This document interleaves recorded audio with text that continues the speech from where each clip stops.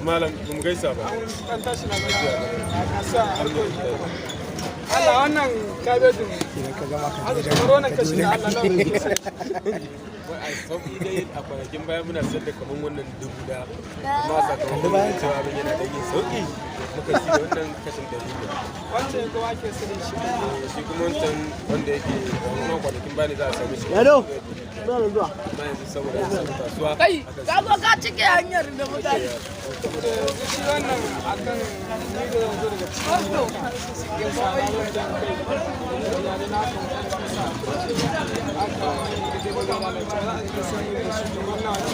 in dai kai ci kai wanda zaka ci ne gaskiya muna sai mutum gaskiya ɗari amma ba ga ko wanda shi kuma ban gani ba Allah kare nan wayo To ban san wallahi ina ka je. ina zuwa shi ma na abin da ya Allah ba zai yanzu da abin da yake son gane ba abin da sai ce mun dan nuna ta gida na zai san mu shi amma idan Allah ya bari ka tashi Allah ban ya ka Allah ba ina son ka shi gudan ba aikin da gidan da ko ba dan iska ai abin da na bayani da yamma a bayani shi mai cika ga ai dauka zai yi amfani shi wannan dama zuwa zai yi domin ka dan yi rage masa wani abu da Je ne mu rabba. samu shi ma dan ko 150 ko 150 shi ma shi sa ke samu wannan bambancin kaga cewa shi wannan wanda ci zai yi za a cin masa ɗari shi kuma wannan da yake zowa zai nemi wani abu sai a masa rage wani naira 50 din saboda daukar da zai yi sanar su ko kuɗin mota sai a masa wannan rage sai da shi ma sai da naira 50 shi ka fasila Malama mu.